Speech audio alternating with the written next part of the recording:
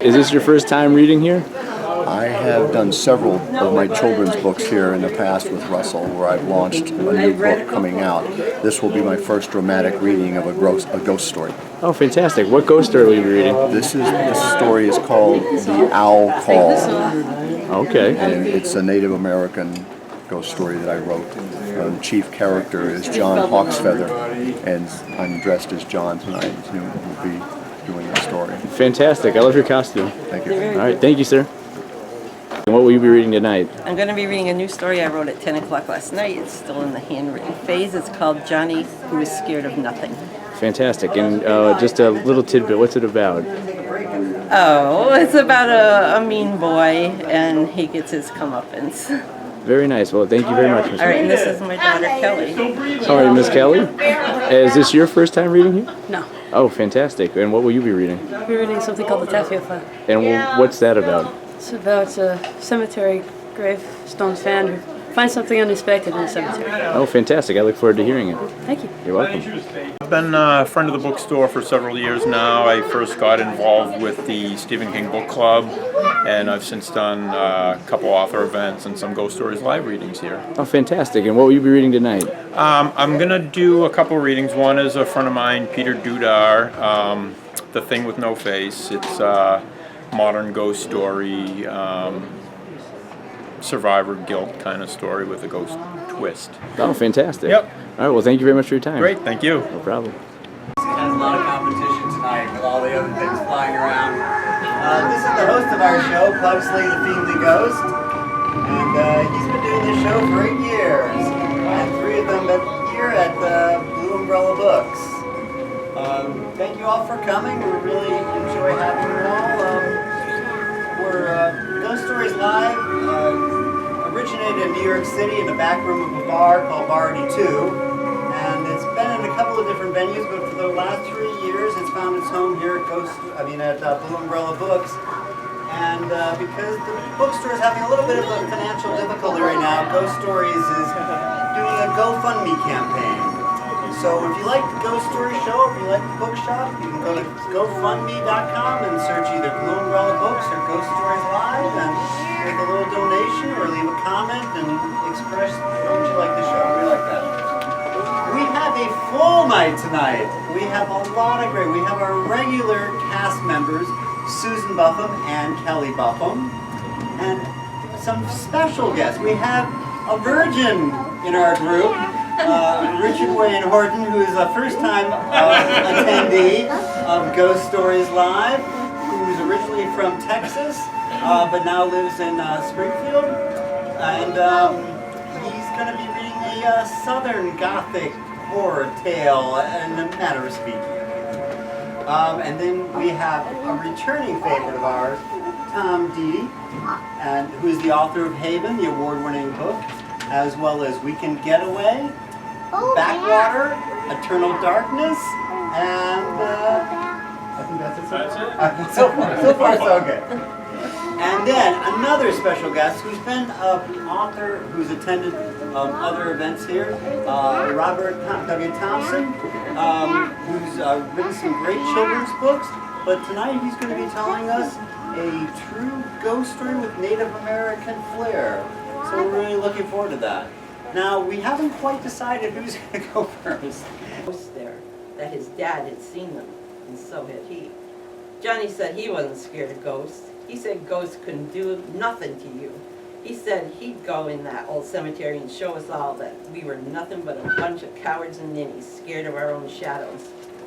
So one October night, when the big orange harvest moon hung in the sky above the town, Johnny, who was scared of nothing, clomped along the sidewalk with Freddie the Ghoul beside him in sneakers, his baseball cap worn backwards, the lenses of his round glasses glinting in moonlight. I was the other one, tailing a few steps behind me, chosen by my classmates to act as a witness to Johnny being locked in the cemetery. He stopped at the edge of the billowing, torchlight catching a million tiny motes in its glare, and stared in astonishment. There was no breeze that could flurry the dust so, and no person who might have caused the disturbance was on the stairs.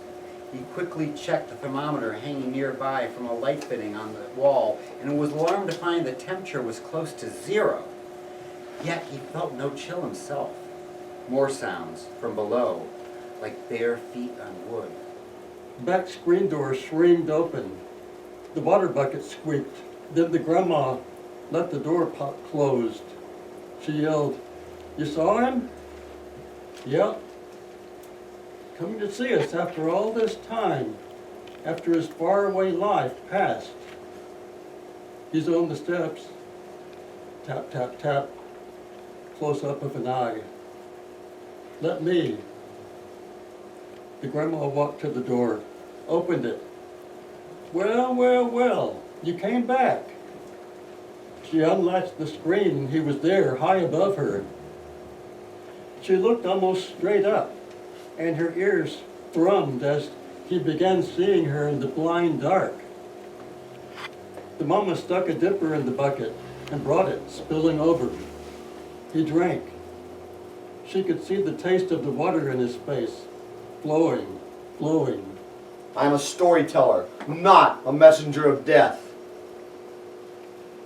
Leave me be. In a flash, the Great One was gone, leaving me to meditate upon the news he had left. As I lay there in my bed, the dim glow from the cabin cast strange shadows across the room. Was I wrong? Or was that a warrior and a maid pointing their fingers at me? Then I heard soft and low, "You knew and did not tell. You should have told us so we could prepare. You failed your friends." I covered my head and screamed for him to leave. I did not know soon enough.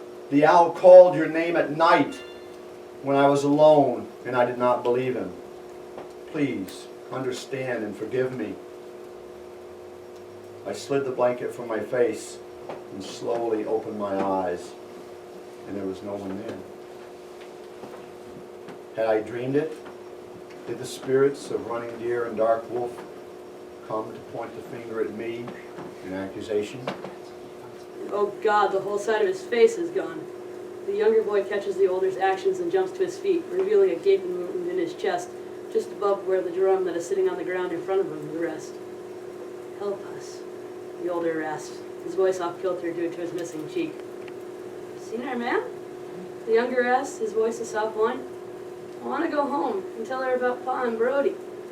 The clouds shift, the breeze rustles through, and the boys are gone, taking some of the chill that I thought only belonged to the weather with them. My name is Amy Keaston, and I believe in ghosts. He around his body and cried himself back to sleep. Outside the window, raindrops pelted and aluminum siding and lightning flashes turned his bedroom into unbearable moments of daylight until the thunderclaps snuffed them out again. When he woke, the room was freezing.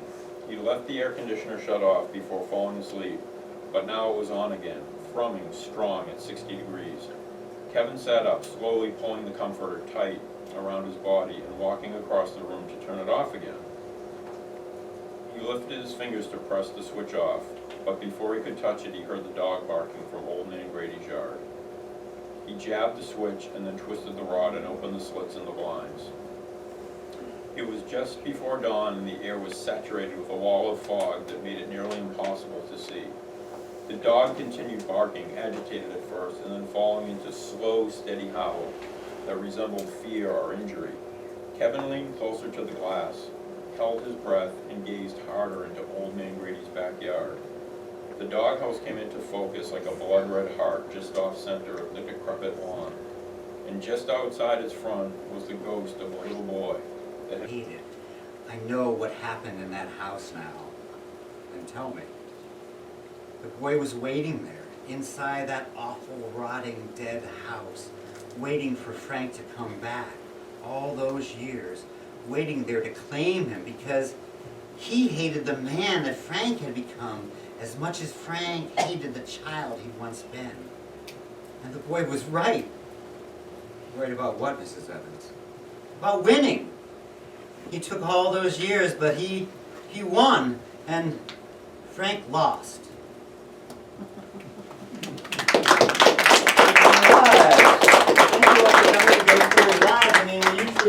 up for true ghost stories, but we are kind of getting on, unless somebody is like chomping at the bit to tell a true ghost story. But we can always break up and tell privately. I always think that's kind of fun anyway. So anyway, thank you all for coming. I want to thank everybody: Susan Buffum, Kelly Buffum, Richard Wayne Norton, Frank. I really want to remember what is the Indian name you're using? John Hawksfeather, and Robert W. Thompson, and Tom Dede, and the other author, and of course for Pugsley. And for all my viewing public, please go to GoFundMe.com, search on Blue Umbrella Books or Ghost Stories Live, and join us for another edition next month of Ghost Stories Live. Thank you all for coming.